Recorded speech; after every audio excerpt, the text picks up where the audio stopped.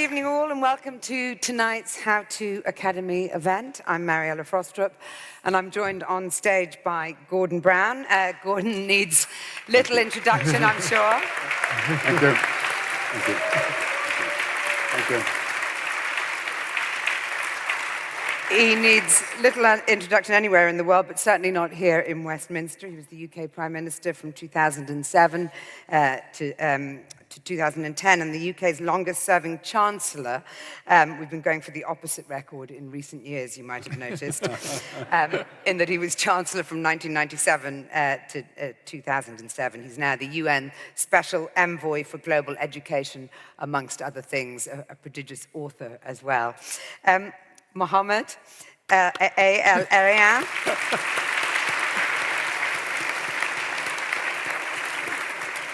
Mohamed is a renowned business leader who's also a columnist for Bloomberg and the FT, in addition to serving as president of Queen's College, Cambridge. And Michael Spence.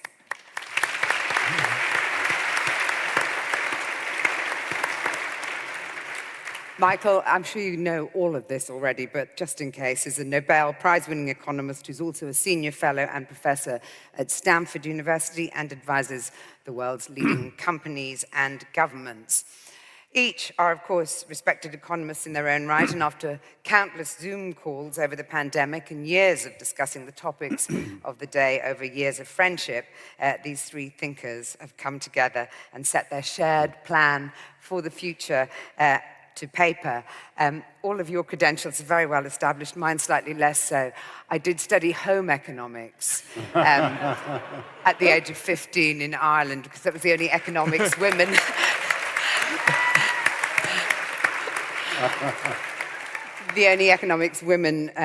were expected to need to know about. And I'm hoping that perhaps at some stage this evening we can talk about that huge untapped resource that is women across the globe, undereducated, not given equal treatment on so many levels, and maybe we'll get to talk about that and the huge untapped resource that it is. But first, you say in the book's introduction that the book was written to get going, to help frame conversations, to encourage real solutions, and that's exactly what I hope we're going to be able to delve into this evening. We're going to have time for questions afterwards, but why don't we just kick off then? The book opens with the statement that it's not meant to be a substitute for melatonin. And I can assure you that it kept me awake for many, many hours, puzzling over the content. There's so much to delve into tonight. What you say is it was born from the state of the world keeping you up at night. And with my other hat on as an agony aunt, I wondered if you might just, for a moment, tell me what those deepest fears were, starting with you, Gordon. What was keeping you awake at night? Well, let me say, first of all, I'm here not as a practicing politician. I'm here as a recovering politician. I'm too old to be a European candidate, too young to be an American candidate, as you probably know. And what we want to set out is three things.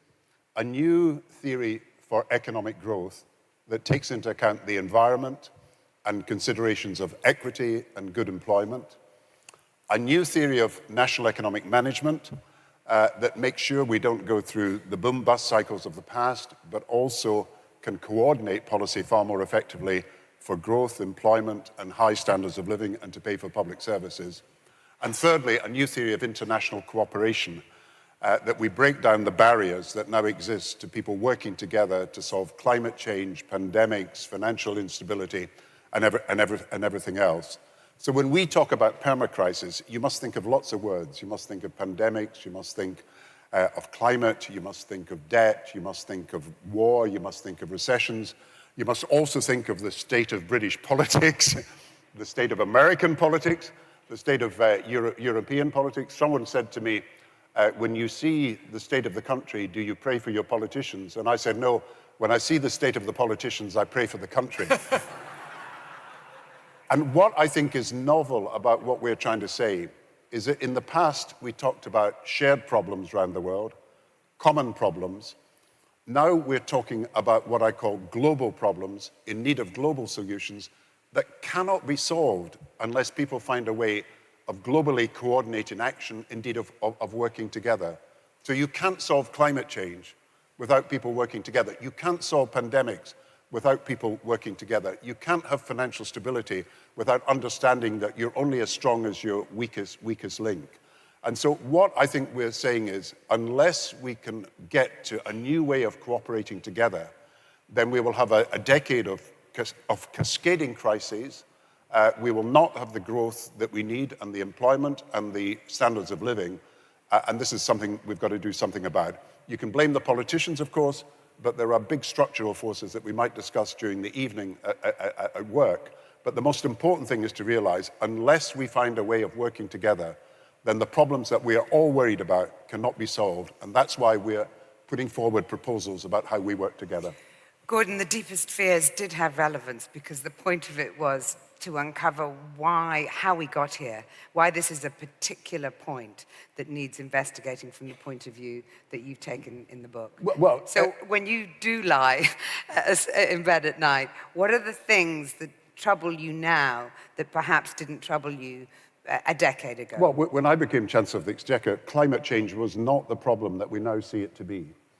And it's an existential problem. And we're fast getting to the point of no return.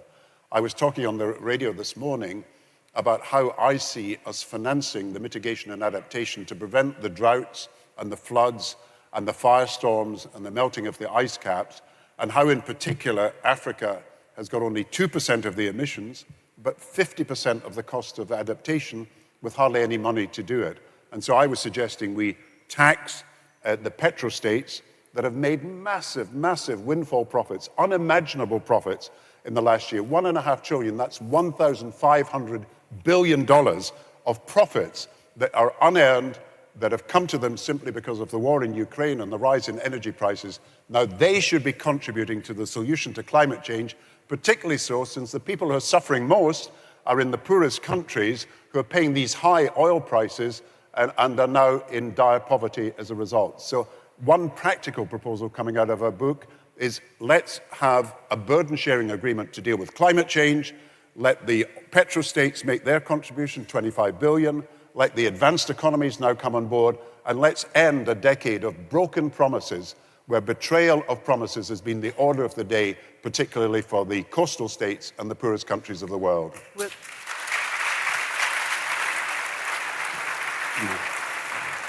We'll talk in a minute about how you achieve that, but Mohamed, if I could come to you now and ask the same question, really, the fears that you think are particular to now and what permacrisis means to you at this moment in time. First, thank you very much for coming and thank you for moderating.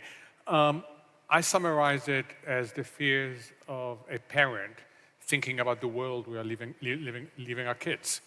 And I regularly apologize to my two daughters because we're leaving them with a world where we have abused our planet, where we've forgotten how to grow in a durable and inclusive way that respects the planet. We are leaving them a world of high inequality, a world of high debt, a world of political dysfunction. And that is going to be their inheritance. So what brought us together is this concern we all have as parents as to the world we are leaving our kids. What kept us together are three things. One, and this was my main role in this whole thing, my ability to send out Zoom links so that we can... Everyone needs one of you. Two is we come to the problems from very different perspectives. Gordon, an amazing policymaker who really cares about public well-being, has both a domestic and a global perspective. Mike, who is a Nobel Prize winner, an incredible economist, and the most humble Nobel Prize winner around, because no matter what you tell him, he will try to understand why you're coming with a point of view, and you end up much smarter. And then, to the extent I brought anything other than the Zoom, it is the experience of having worked in corporate and also as a civil servant. So that kept us together, the fact that we ended up learning from each other on each of these Zoom calls. And then the third thing that kept us together is hope. While we spent a lot of time lamenting about the state of the world, we started finding partial solutions. And I want to stress, they are partial. There is no silver bullet here. There is no big bang. It is a series of things that are both desirable and feasible that build a foundation for changing the momentum, going from vicious cycles where the next state of the world is even worse than this state of the world, to virtuous cycles where the next state of the world is better. And our belief that there are a set of implementable measures that can change the very concerning path that we're on right now. Mike, would you like to elaborate a bit further on those themes, or would you like me to go straight in and ask you about growth? Up to you. No, I think I don't have anything to add about that, so why don't we dive into growth? Okay, because your theories on economic growth, as Mohamed alluded to there, have literally changed the way the world conducts business. Growth has become a buzzword in the UK, I think across the globe, during particularly this current economic crisis. And as the world reckons with climate reality, people are beginning to ask if a growth-led approach to the economy is the right one. Are you okay? We've still got to cope with the technological revolution. We're just about to talk about something. We need Mohamed to sort this out, because he's clearly got the techno. I guess what I'm really asking is, this idea of growth, can we always expect it to be upward? Is that the mistake that we're making, that trajectory is just the wrong one? And is a growth-led economy one that will also answer all of the concerns that Gordon was laying out there at the very beginning of this conversation? It's not. Is there a mic? The mic's not. I don't think it's. Can we sort this microphone out? And in the meantime, I think Gordon, maybe you could touch on the subject and leave some space for Mike, our Nobel Prize I can say winner. something about the geopolitics. 99% of the answers come from the economists, Mohamed and Mike. So I can say that what we failed to do in the last 30 years was build an economic policy that understood, first of all, the needs of the environment and a sustainable environment.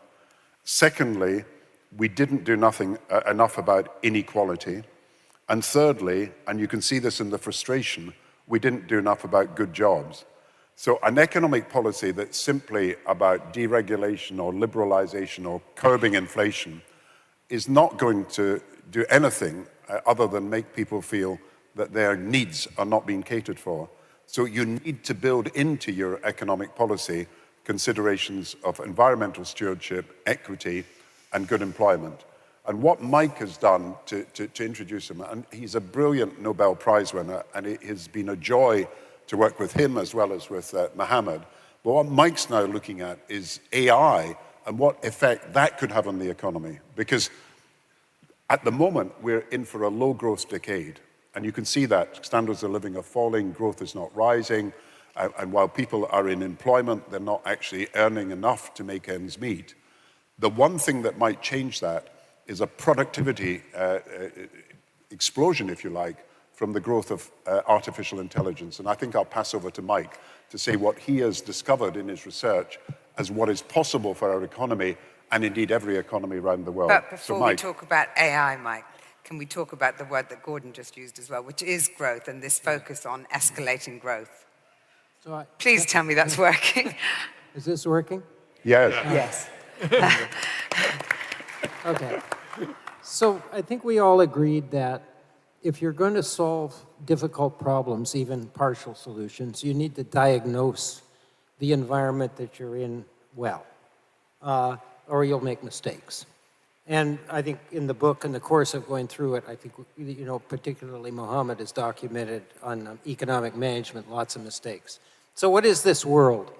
Our proposition is that we lived in a very unusual world for the last 3 decades, up to roughly the start of the pandemic, which was largely a demand-constrained world. That is, we had unbelievably large amounts of incremental productive capacity and labor added to the global economy in those 3 decades. In the latter part of that period, we had central banks that set interest rates to 0 and pumped liquidity into the system with no sign of inflation. Now that just runs counter to almost everything you'll learn in the first course in economics. This has switched relatively suddenly to a supply-constrained world. And the narrative on that was the pandemic caused it, and all that cluttering up of global supply conditions was a result of the pandemic, and all of those things would normalize and we would go back to where we were. And that was a mistake. So let me describe the world to you in different terms that have more structural and secular characteristics. One, the emerging economy effect is fading. There are no more Chinas to add to the global economy. Two, more than 3/4 of the global economy is aging. Three, every company that operates in the global economy in every country is starting to diversify global supply chains. We used to construct these things based on efficiency and comparative advantage alone, no longer, right? If you want an example, I live in Italy, in northern Italy. Look at the very high-speed diversification of the European economies away from dependence on Soviet fossil fuels. It's incredibly expensive. There's big changes in labor market behavior. The pandemic produced a run-up that I'm sure Mohamed will talk about in a minute in sovereign debt ratios. And then the central banks got the transitory part wrong, got a late start, and we have an inflationary world that just wasn't there before. There are still people who think all of this is transitory and we're somehow going to go back to where we were. But I hope I've convinced you that's not likely. The killer, from an economic point of view, is there's been a steady, noticeable decline in productivity. In a supply-constrained world, that is extremely expensive. Now, why is this important? If you try to rebalance the income and wealth distribution in a no-growth world, it's a zero-sum game. What goes to one person has to come from another. If you try to invest $3 to $4 trillion in addition to current investment levels in the energy transition that's required to deal with climate change, where's that going to come from? Governments with rising interest rates and high debt ratios? Probably not. So before we get to whether there's a chance to grow, I think one of the things we agreed early on was whatever our objectives are, getting there absolutely requires reversing this globally negative trend with respect to growth. And where do we start with that? I mean, you mentioned the oil-rich or the petro nations today that you brought up. Strange bedfellows when you have Kuwait, UAE, and Saudi Arabia and Norway all together as countries that you would like to see pay 3% of the profits that they've made into a sort of windfall tax for those petro countries. Norway, I'm sure, would argue that they do an awful lot, punch probably quite high above their weight on the global stage in terms of all kinds of philanthropic work. So how do you convince these nations? Because, I mean, obviously it's right. They've made extreme and indeed obscene profits. But how do you convince them that it's the right thing to do? Where does the imperative come from? Well, it's interesting that the COP28 conference, which is coming up, is being held in the Middle East. It's the United Arab Emirates that wanted to chair it. It's a bit of an irony that the chairman of COP28 is also the head of one of the biggest oil and most profitable oil companies in the world. So I think they have a responsibility. He's been going around the world saying, put up the money, asking other people to put up the money. I think the starting point is that they should put up the money. So if you look at Saudi Arabia has moved its export earnings from 190 billion to 310 billion. In other words, they've had a windfall profit of 120 billion. And that's why you read stories every day about them trying to buy up football clubs or football players or Formula One or golf or all these things because they've got more money than they know what to do with. And that's why the pressure has got to go on from people like us and from within Africa, where they want help with climate change, to push them into doing something about it. But how do we put that pressure on them? Because I mean, they're fairly resistant. I met President Lula last week in New York, and he is chairman of the G20 and from Brazil, and is future chairman of COP, and he wants to put pressure on. I've met a number of other people across Europe and America who understand that if you're going to do something about climate change, you've got to choose to act where there is a problem or an injustice that's got to be addressed. Now, once you start the ball rolling, then the advanced economies, including Britain, have got to play their part. But that money is available, and it's been earned at the expense of the poorest people in the world. How can you justify Saudi Arabia, with its human rights record, buying up all the world's sports tournaments when the money has been made at the expense of the poorest people in Africa? We've got to do something about it. And I hope people will join a campaign in the next 8 weeks for something to happen.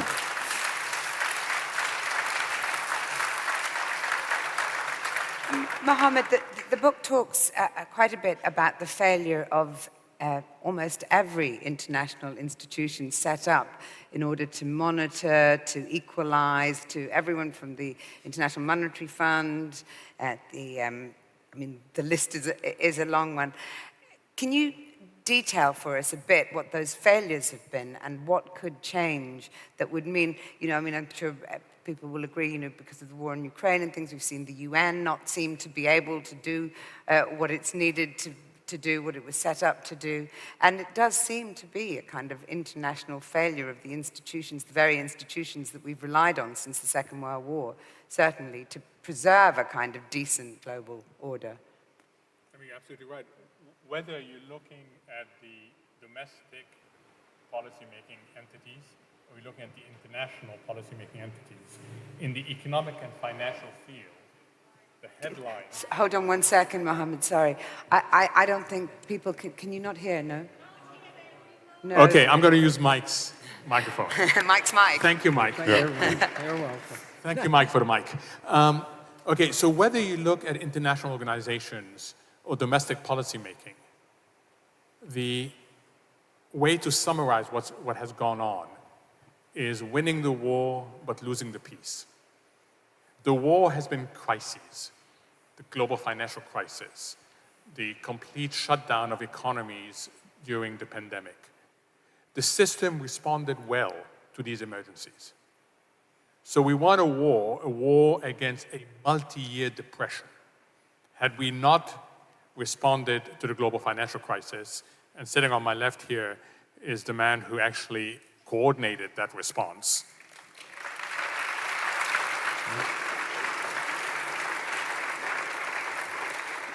There's a wonderful bit in the book where they were sitting in the G20 meeting and the French president complained that no one had a plan. And President Obama said, Gordon has one. But in general, we've been pretty good at responding to crises. The problem is the peace part. And the peace part has two elements, is we haven't been good at crisis prevention. So we tend to stumble into new crises. And some of them look like the old crisis. In March of this year, the US had more bank failures than they did during the global financial crisis. Mm-hmm. Think about that. We were supposed to have gotten it right, and yet we had major bank failures. We fail at crisis prevention, and we fail at bouncing back from a crisis into high growth equilibrium. So the failures are due to a few things. One, the institutions haven't evolved. That's true at the global level. Whether it's their governance, their representation, they represent the world of yesterday, not the world of today and tomorrow. And therefore, the rest of the world feels that there are less and less stakeholders in that world.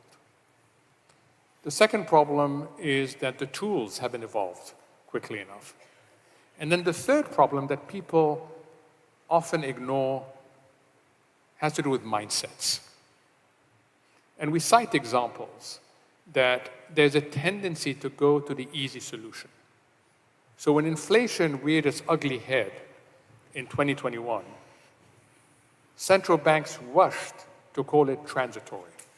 Transitory is a very dangerous word. When I tell you something is transitory, I'm telling you it's temporary, it's reversible, so don't change your behavior, don't worry about it, it's going to go away on its own. That mistake is the reason why inflation got embedded. That mistake is the reason why interest rates have had to go up very high. That mistake is why people are having problems with their mortgage payments. And it was an avoidable mistake had the central banks been more open-minded about the different range of outcomes.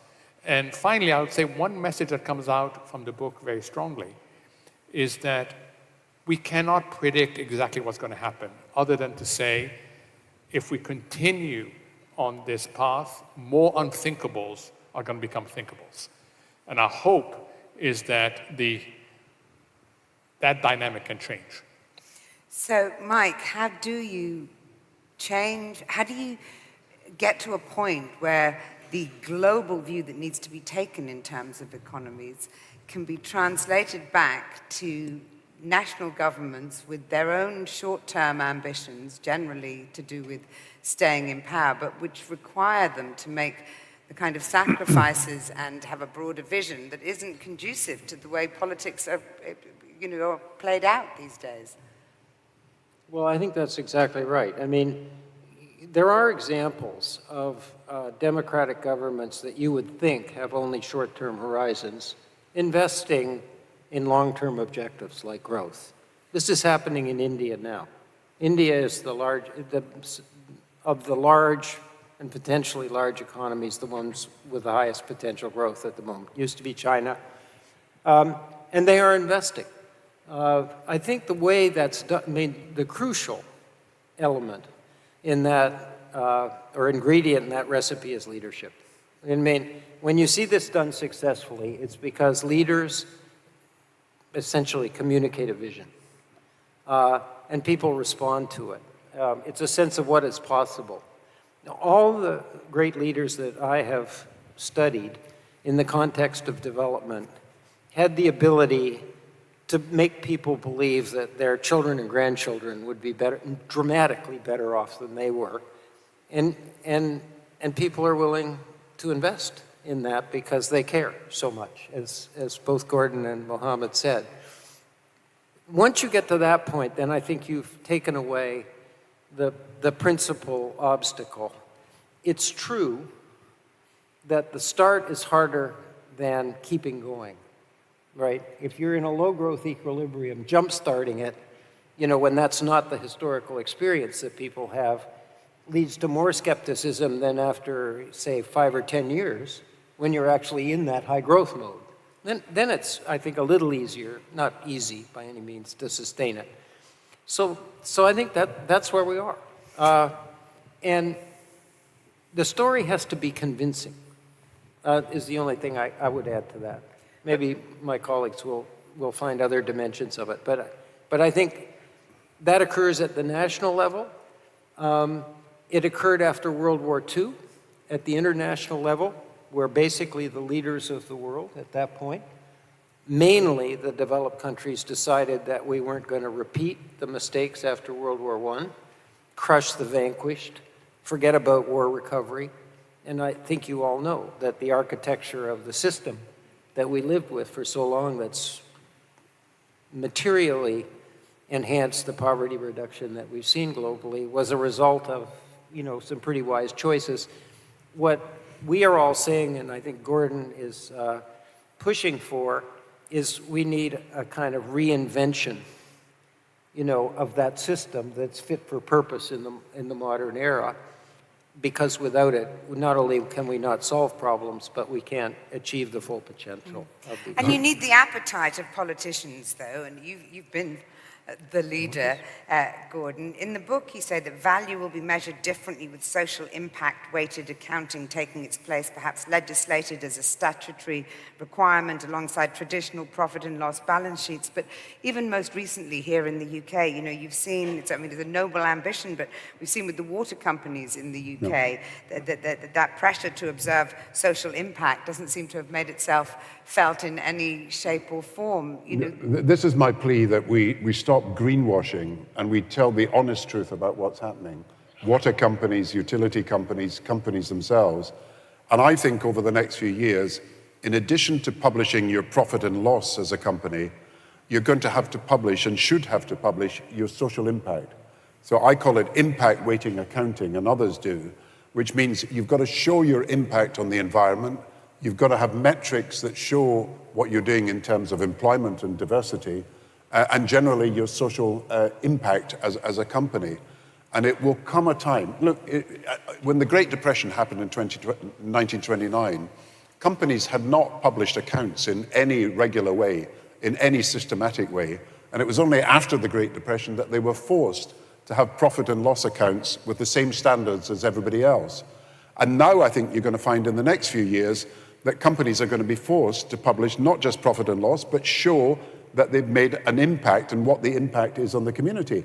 And I know a big project's been done at Harvard University, and they look at the three oil companies, Exxon, Shell, and BP, and you think they're all to blame for pollution. But actually one of them, Exxon, is far worse than the other. And when you see the figures of individual companies, people will be able to decide, do I want to invest in this company or not? And it's true of car companies, it's true of food companies, and what their effect is on the environment. What I'm really saying, and I think Mike is emphasize this, look, things don't look very promising at the moment. You've got a war in Ukraine, you've got a standoff between China and America, you've got the global south angry at what happened over vaccines and what's happened over food and famine, and angry, of course, that they're not getting the money to deal with climate change. And things don't seem very propitious for any breakthrough that Mike and Mohamed are talking about. But if you look back over the last 75 years, it's in some of the least propitious of times that you've had a breakthrough. Just remember that the nuclear test ban treaty, John Kennedy, he sprung on Khrushchev this idea that America was prepared to sign this test ban treaty, and by his leadership, he got it within a few weeks. If you think of the ozone layer, it's now being repaired because Russian and American scientists were prepared to work together because they saw this as a huge problem, even when there was tension elsewhere. And just think of Ronald Reagan and Gorbachev. In the 1980s, everybody thought the Cold War was at its height and at its worst. Reagan had called Russia the evil empire. Reagan had this view of all these left-wing politicians. In fact, there was a Swedish politician we mentioned in the book, Olof Palme, who wanted to see Reagan, and he was a social democratic politician. And Reagan said, just before he came in, to his friends, "Isn't this man a communist?" And his advisors say, "No, Mr. President, he's an anti-communist." And Reagan said, "I don't care what kind of communist he is." But even Ronald Reagan was prepared to come to an agreement with Gorbachev when nobody thought that this was possible in the 1980s. So look forward to now.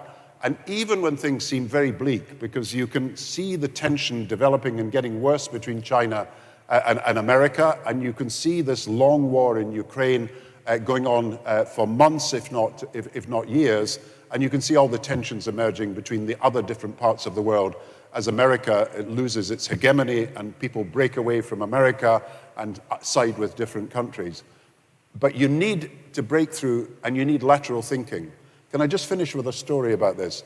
JP Morgan was the most famous banker in America at the turn of the 20th century, and he made an absolute fortune, but he had a blind spot. Edison came to him asking him to support his new idea, electricity, and JP Morgan, the famous banker, successful in everything, said it'll never work, and so he tried to bring Edison down. He wouldn't support his company. And then Edison invented all these great things, and he was about to employ Henry Ford as his general manager. But he said to Ford, "I'll only employ you if you give up on this ridiculous idea of a motor car and the internal combustion engine."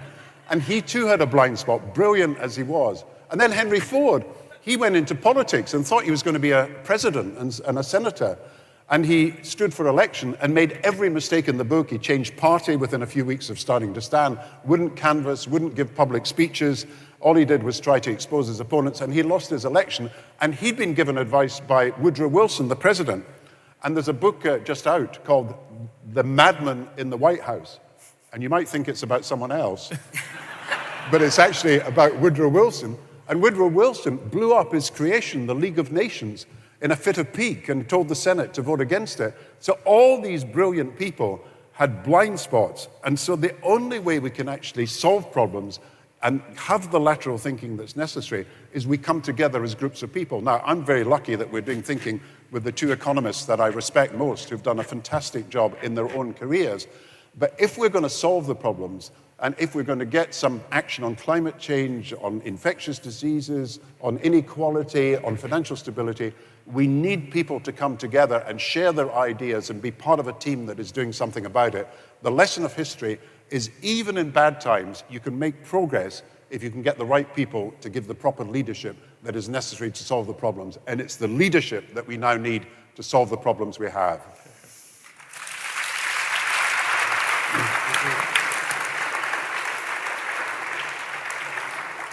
Well, unfortunately, in the book, you haven't come up with a system for finding good leaders.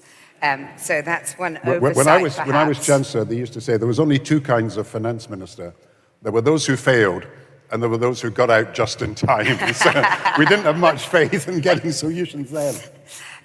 But I thought we should go on to talk about development. You've mentioned Africa a couple of times. You write in the book that to restore the possibility of development, the world's poorest countries need help. You'll be well aware that 0.7% wasn't in the end enshrined in our constitution somehow. It is actually in law, but it's not being observed. This is one of the problems. In 2015, a private member's bill was passed in Parliament requiring the government to spend 0.7% of national income on development aid.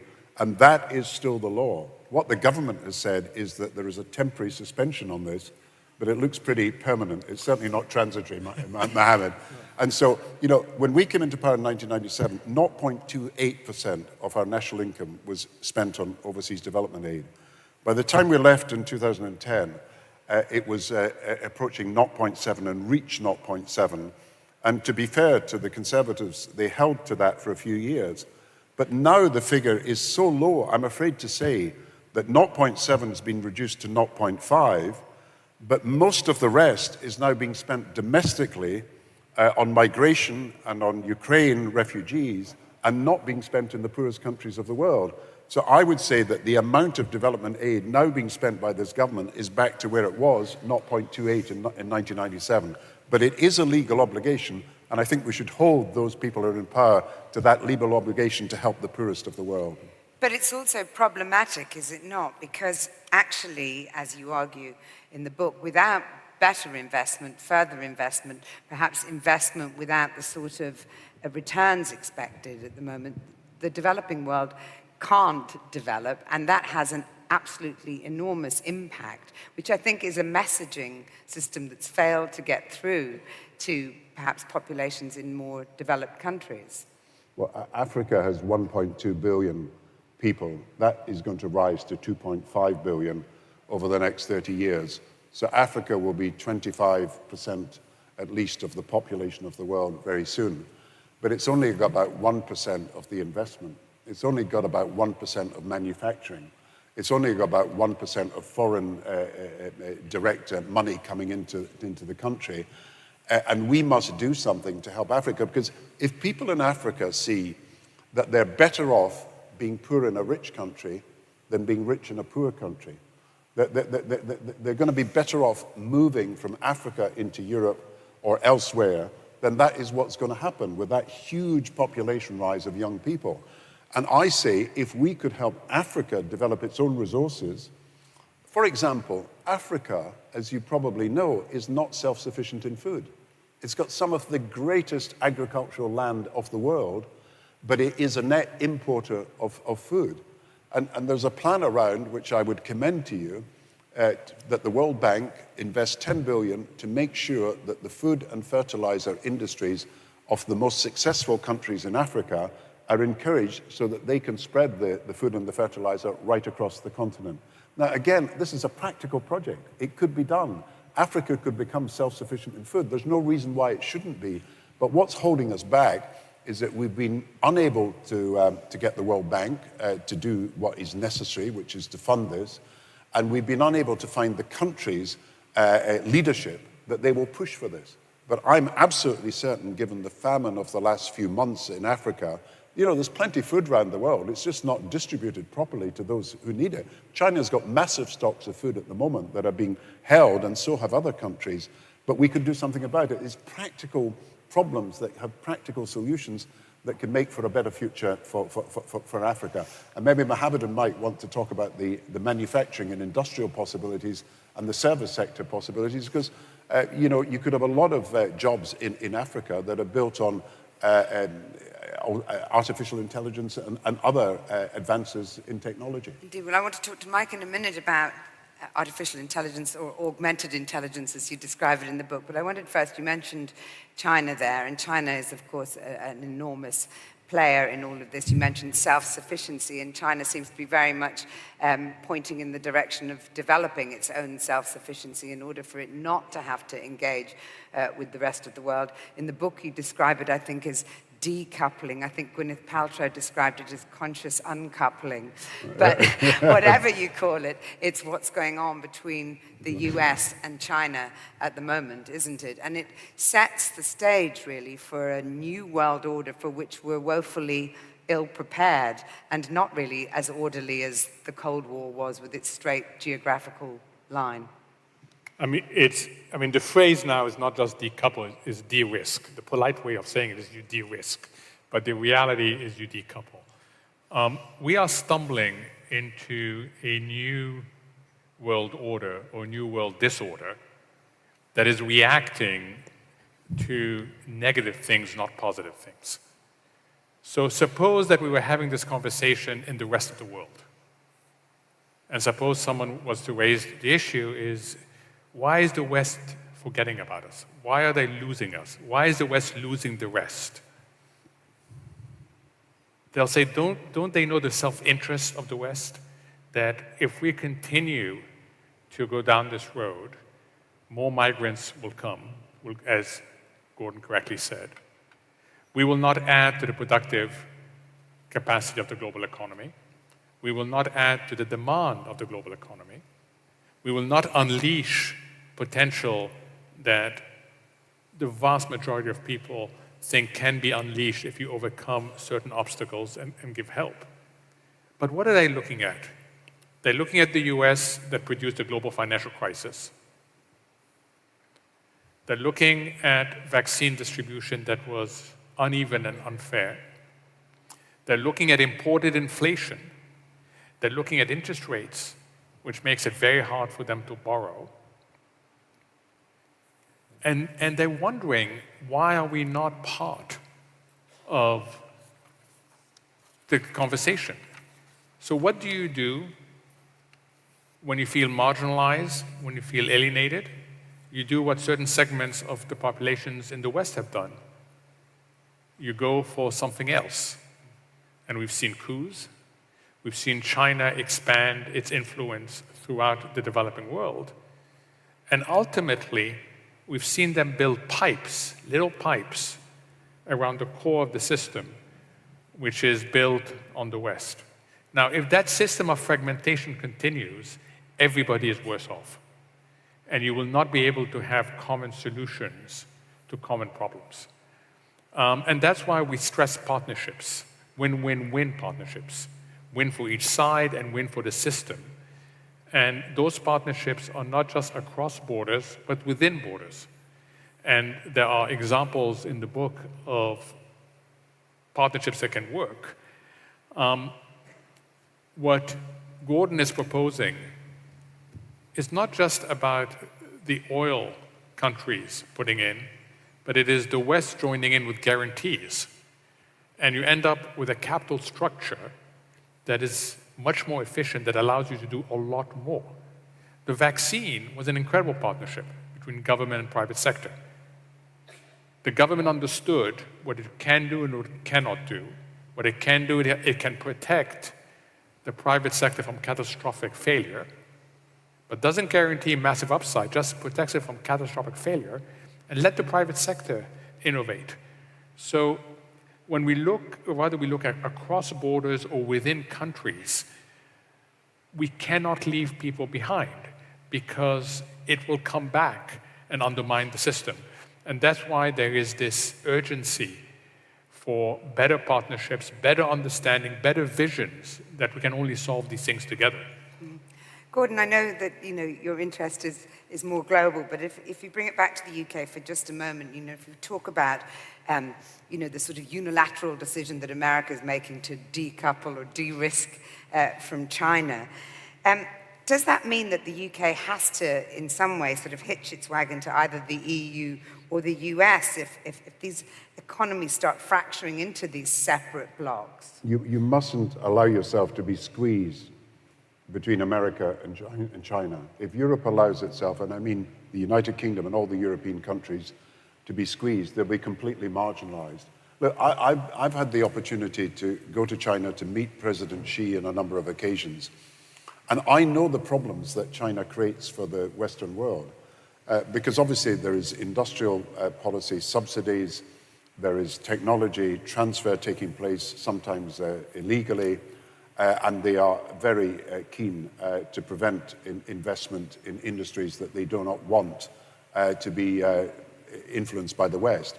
I mean, the Indian finance minister was with me one time in China, and he told me this story about going to this international shop in China. And he'd arrived in China, and it was very cold, and he hadn't brought a coat. So he went into this international shop to buy a coat, and he got this cashmere coat, and it was on there in the Chinese shop, and $200 or something. It was very cheap. So he says, "Can I buy that?" And then he said to the shop assistant, but where's the label? Where's the tag? Who's the maker? And the shop assistant said, "Well, what label do you want? We can give you Burberry, Dior, Canali, anything you want." And of course, it was his point about industrial espionage, that they were just stealing technology and stealing sort of brands from the rest of the world. But I think China has changed in the way that it is now competing in the advanced economy. When I met Xi, he told me two things. He said, one is we, China, have got to avoid the middle income trap. And that's the danger, that a middle-income country never becomes a high-income country. And it's happened to many countries in Latin America, it's happening to countries in Asia, and they get absolutely stuck. So the Chinese bargain with its people is that they will give them the prosperity that the West has. And the second thing he said, we've got to avoid the Thucydides trap, and that's the trap that Greece and Sparta and Athens got into a long time ago, when the rising power challenged the entrenched power. So China, we've got to avoid, he said, China challenging America. Now, you can take that as rhetoric. You can take that as just propaganda. But what I see when I go to China is that they are incredibly worried that they cannot deliver economic prosperity, that they've got to do that, otherwise the whole regime will actually lose credibility. And while they're going to stand up for themselves and challenge the West, we've got to understand that they've got domestic problems of their own that they have got to solve. And they would be prepared in certain circumstances on climate change, on the economy, on coordination of economic policy, to come together and work with us. And the danger is, as Mohamed said, we're drifting into one world, two systems. So you will have one system for data, one system for the internet, and another system for the internet that is Chinese run. Some people call it the splinternet. You have two internets, you have two data systems. You have two forms of international organization. You have an IMF and an Asian Monetary Fund. You have a World Bank and an Asian bank. You have a dollar and you have a Chinese currency. And that is the danger we're facing now. And I would be anxious to try and avoid that by finding the common ground that we can.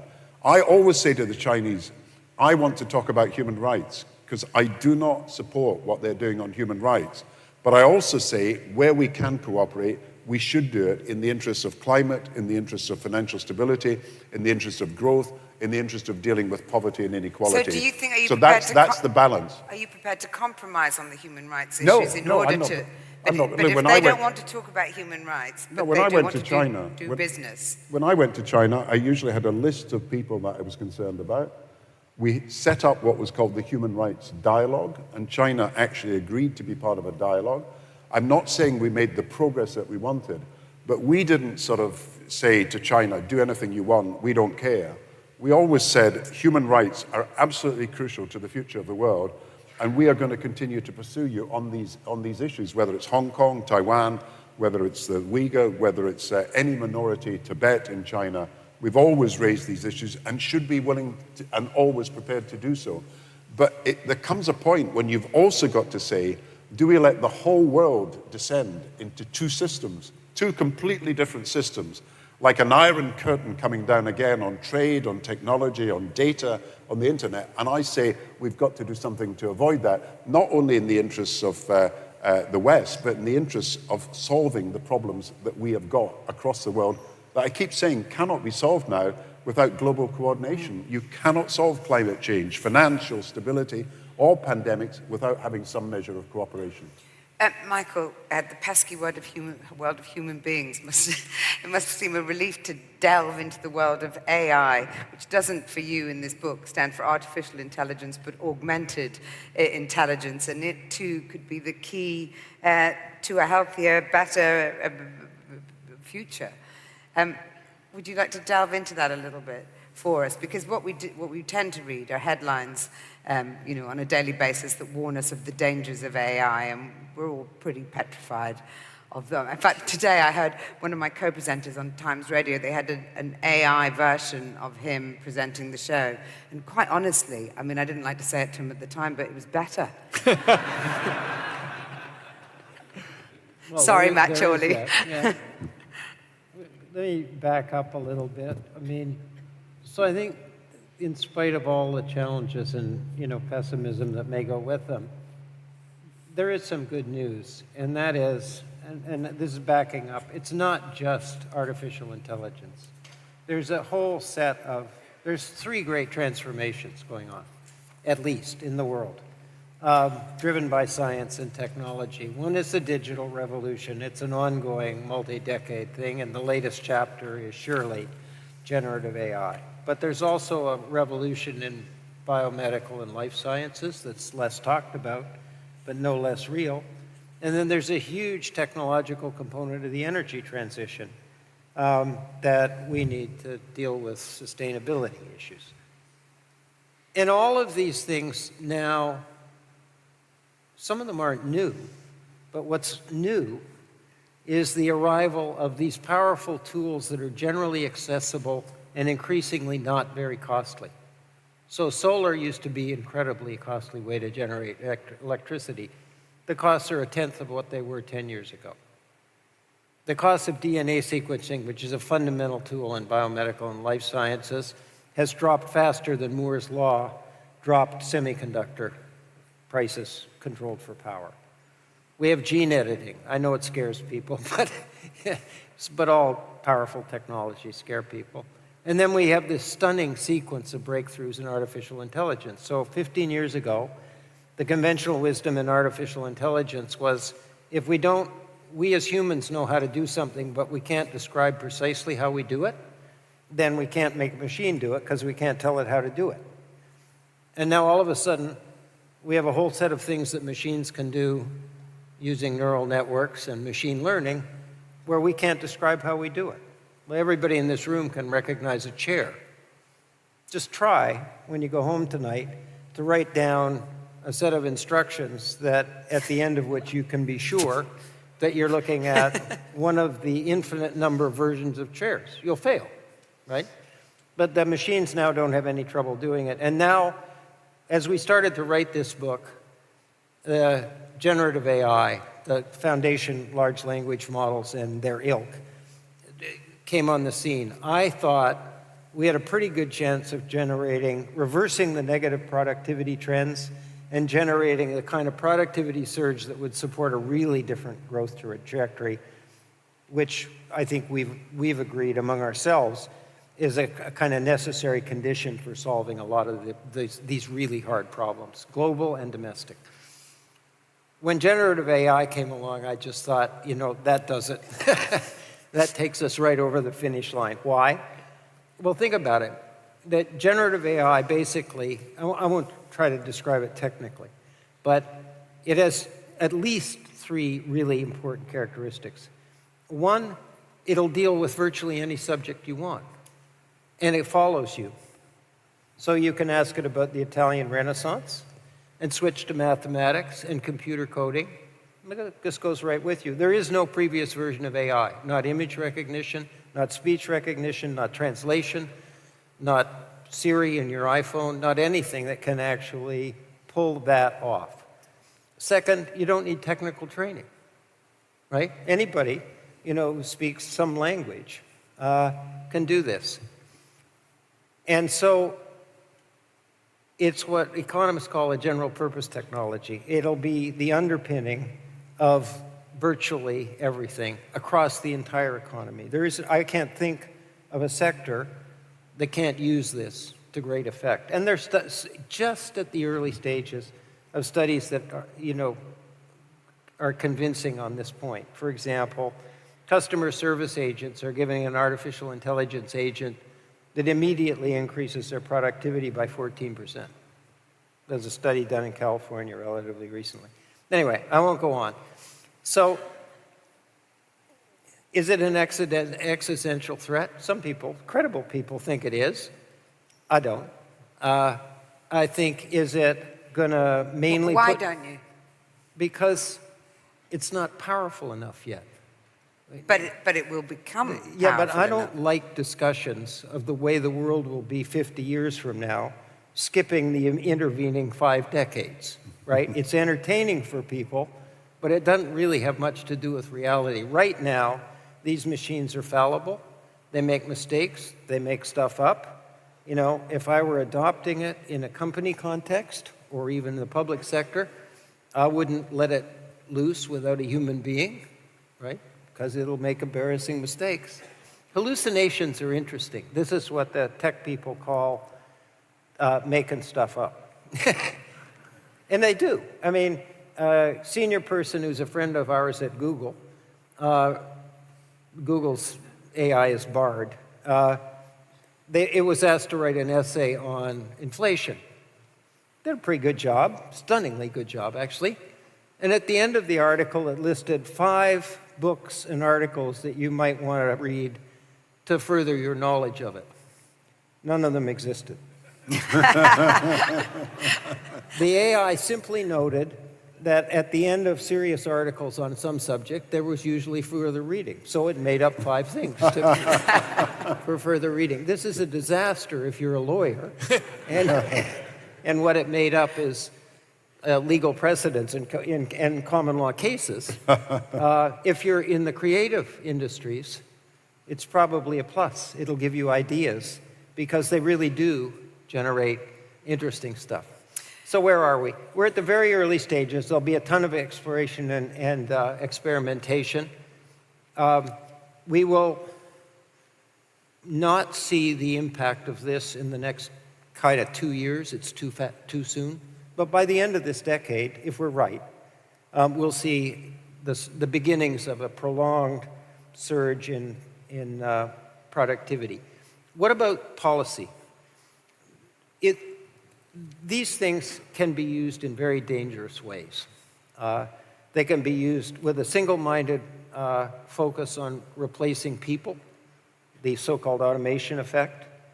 A friend of ours named Eric Bernolson has called this the Turing trap because Alan Turing said the way you test an AI is by seeing if it can outperform a human.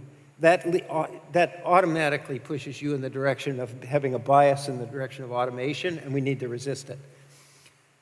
The current policy agenda is dominated by the downside risk. This is my last point.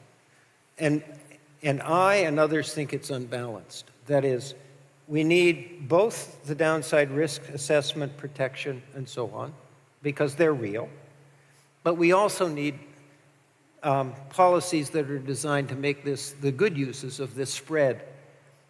Let me tell you, the past rounds of digital penetration in the economy looked like this. The tech sector and the finance sector were early adopters. Big employment sectors were sitting on the sidelines, doing nothing. The small and medium-sized businesses were lagging. We need policies that are designed to make sure that this runs across the entire economy. And if we do that, then I think we have a huge opportunity. I don't want to dismiss at all anything Mike said. He's clearly a genius.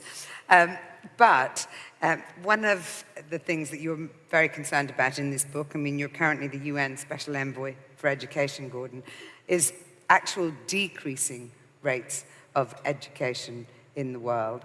And obviously, with an increasing rate of intelligence in AI, it is concerning to us as human beings. But let's talk about the decreasing rate of education that you outline in the book. And actually, the problem is that as a result of COVID, large numbers of young people did not go to school.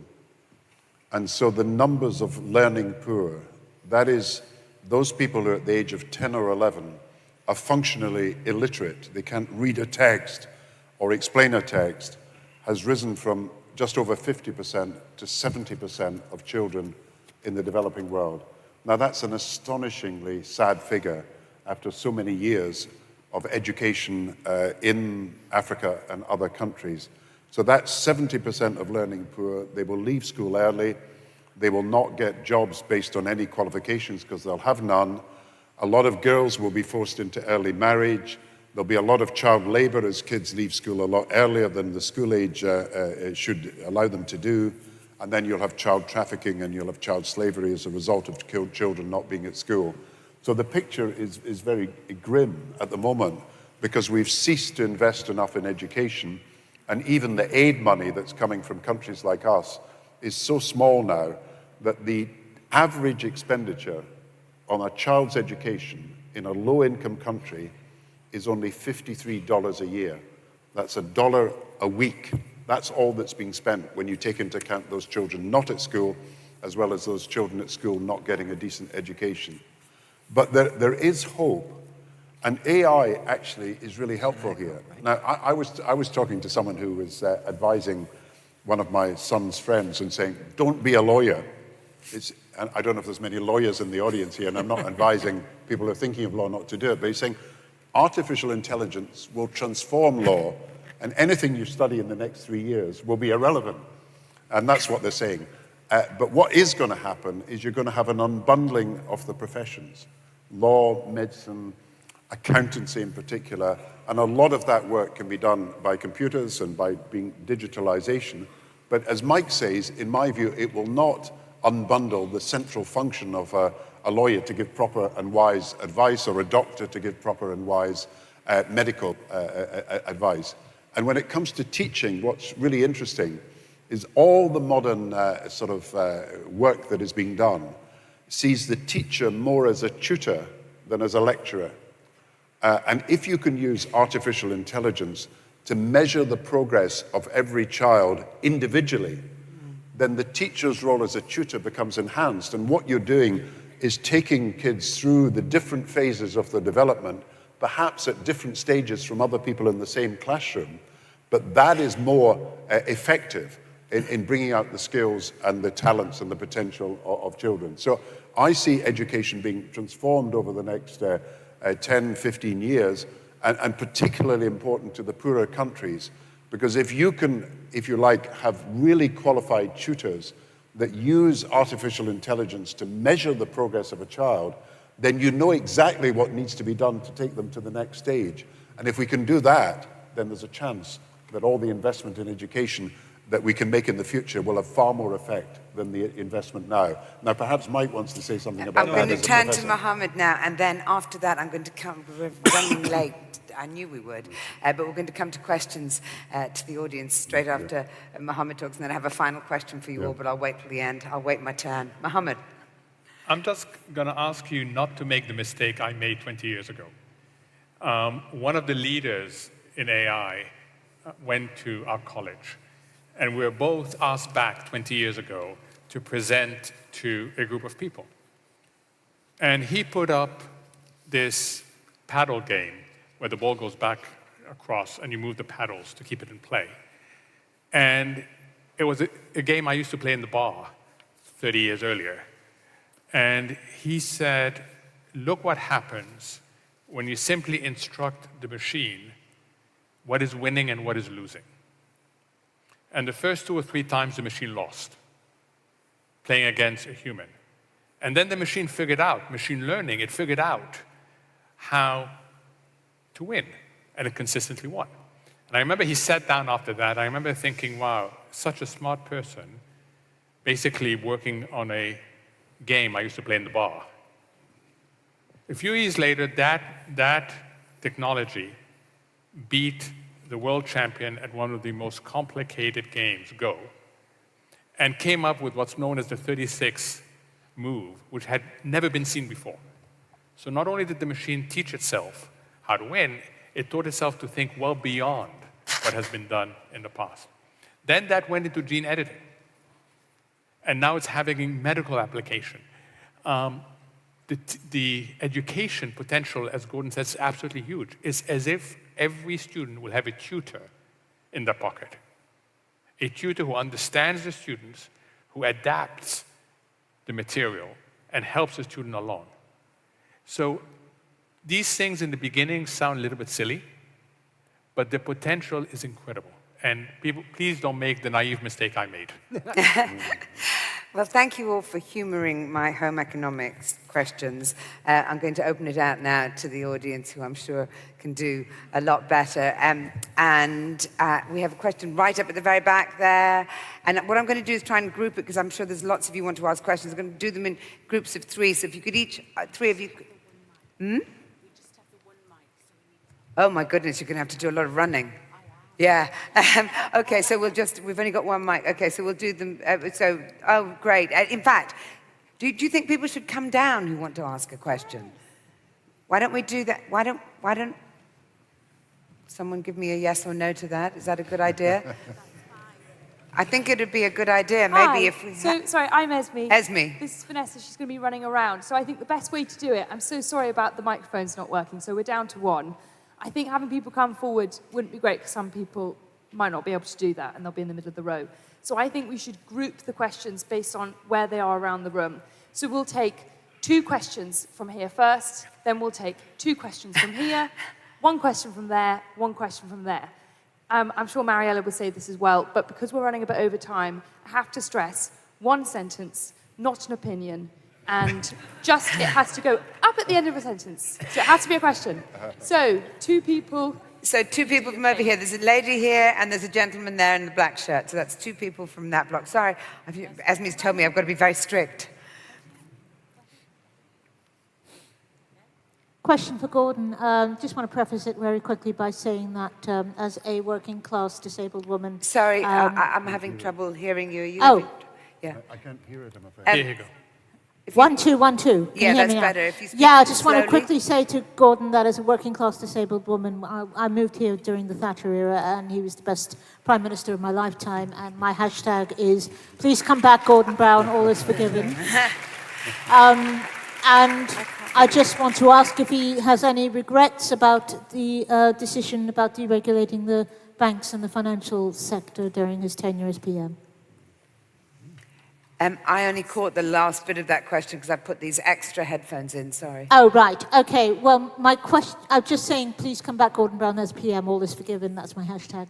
And does he have any regrets about the decision to deregulate the banks and the financial sector? Gordon, did you hear? Look, thank you for your very kind words. I think once you're out, you're out. You know, even in America, if you've stopped being president, you still call yourself president. The minute you're finished as Prime Minister, you're out the door, you lose the title, nobody talks to you for a long time. So I accept that once you're out, you're out. I don't think we deregulated the banks. I think we didn't regulate them enough. And the truth is that we set up a system of regulation, which we had the Financial Services Authority, the Bank of England, and the Treasury working together, and it should have worked and didn't. And what I found out afterwards was whether it was a regulatory failure or just misleading people, the banks did not tell us what was happening and they didn't give us proper information. You know, the night before the Royal Bank of Scotland collapsed, the head of the Royal Bank of Scotland phoned me up and said, All we need is overnight finance. And the biggest bank crash in history was going to happen the next day, and did happen the next day. And he thought that he didn't have a problem. When we phoned up and said, how much money is going to have to be spent to recapitalize, he said, maybe 5 billion. I said, 50 billion is actually what you need. They did not know what was happening within their own banks.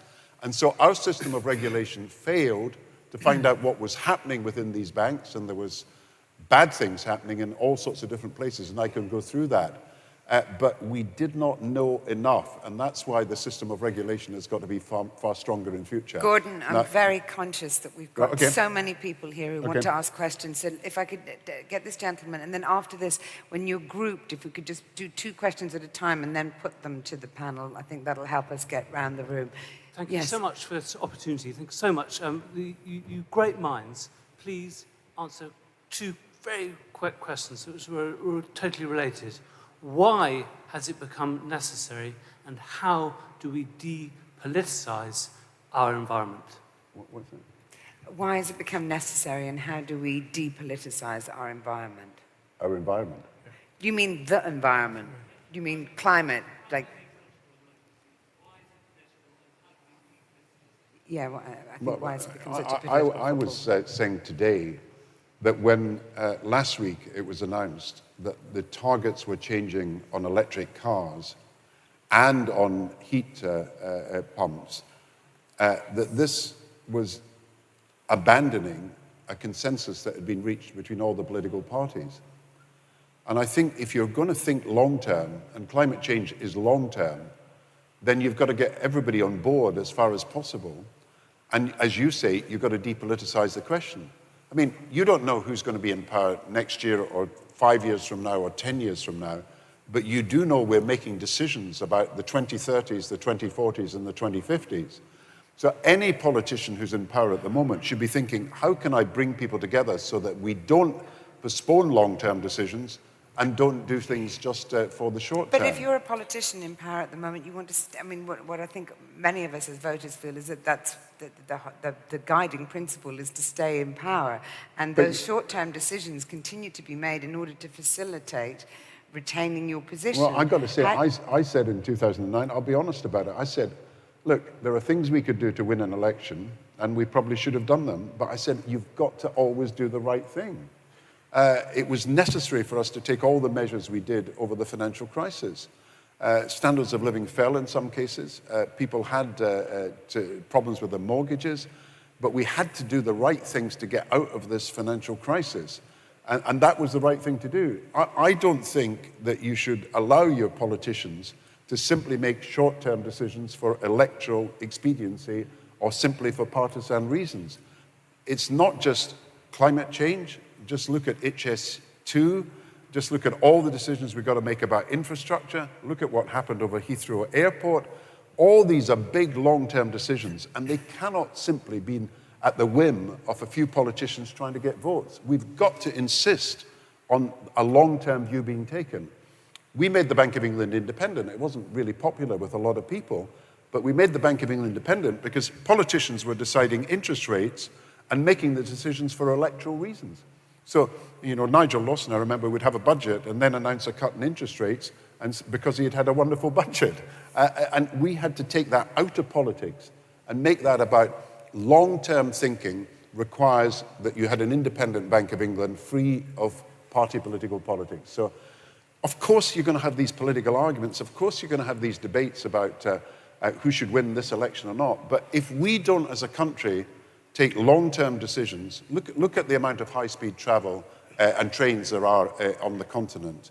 Look at some of the decisions that are being made on infrastructure around the world, and we're simply not making these decisions. They're at the whim of a few politicians. We've got to insist that a long-term view is taken. Otherwise, we are betraying the future of a generation of children who are growing up in this country.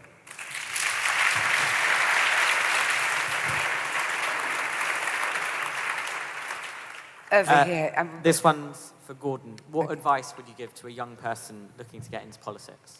What advice would you give to a young person wanting to get into politics, apart from don't? I tell all my colleagues the best advice I can give them is not to take my advice. But I think you've got to believe in what you want to do. I mean, I've always believed that public service is a noble vocation. It's not a career. It's not a job. You're doing something and should be doing something for the betterment and the welfare of the country. And if you don't believe in that, if you think that politics is just about getting a position, getting an office, getting into this particular job, getting promotion, then you shouldn't really be in politics, in my view. It should always be about public service. And, you know, when I left office, I made a decision I would not do private work because I don't think public service should be a platform for private gain. And I've always held to that because I don't think it's the right thing to do. And so my advice is serving your fellow country men and women is one of the greatest things that anybody can do. But you've got to believe that that's what you're doing to do it. And if you've made up your mind, and there are thousands of young people who want to serve our country, and I'm really excited by young people concerned about the environment and other issues who want to see that change, but you've got to want to see change in the interests of serving the public. That's the noblest calling of all. Thank you, Gordon.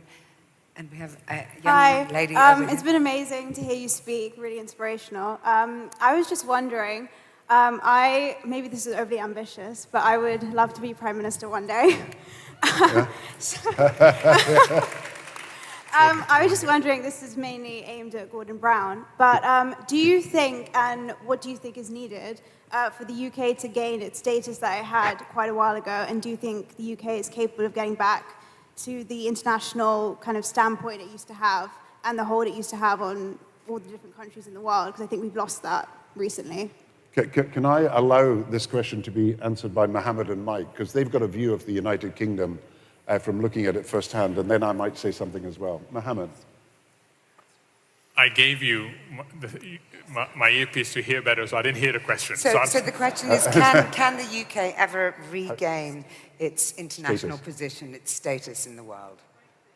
Yes, absolutely. If you look at the attributes of the UK, they are what other countries would love to have. The universities, some of the most amazing companies, the people we produce. And yet, we don't fulfill the potential. And that speaks to a lot of things we talked about, which is the pipeline gets frustrated at a certain point because you're not unleashing potential. I can give you example after example of that. But if you are born a country today and you could have any natural attributes that exist, you would pick quite a few that the UK have. I'm just wondering if we've got time for one last question, do we? Sorry. Yes, this gentleman here. Hello. You've spoken about taxing petro-states, some very modest sums, 25 billion. I've read in the FT today about hotel rooms in London at £18,000 a night. Do you say anything in your book about taxing the uber wealthy? Thank you. You want to inequality? Yeah. Absolutely, we do. We talk about fiscal policy. We talk about both the revenue side and the expenditure side. On the revenue side, we cite examples of special interests having particular benefits that should not exist. We talk about how windfall taxation of the energy company should have come much earlier and in much greater size. We also look at the expenditure side and talk about, is the spending enhancing productivity and enhancing well-being? And then there's a third element we talk about is redistribution. In terms of safety nets, the importance of protecting the most vulnerable segments of the population. So yes, we do talk about not just taxation, but fairer spending and also fairer safety nets. Thank you very much, Mohamed. Maybe I should just answer that question about Britain. The Britain status, yes. I feel I owe you an answer. That's the next Prime Minister, but one speaking. Indeed, you'll be sorry if you didn't get in with her today.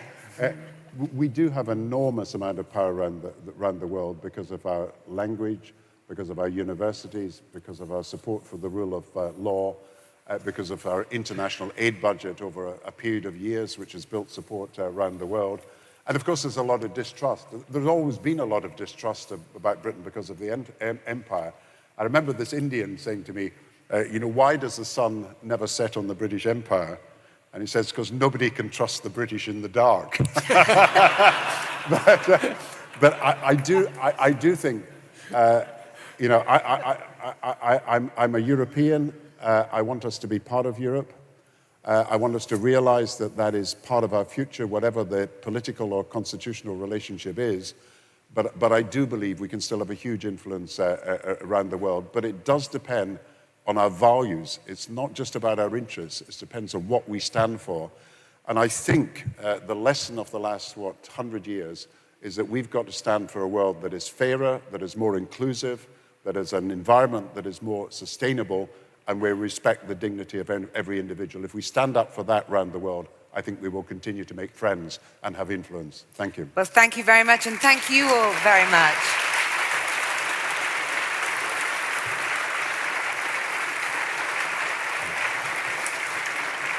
On behalf of the How To Academy, I'd like to thank Gordon Brown, Mohamed A, El-Erian, and Michael Spence for spending their time with us this evening in that very engaging conversation. Thank you. Thank you. Thank you. Thank you very much.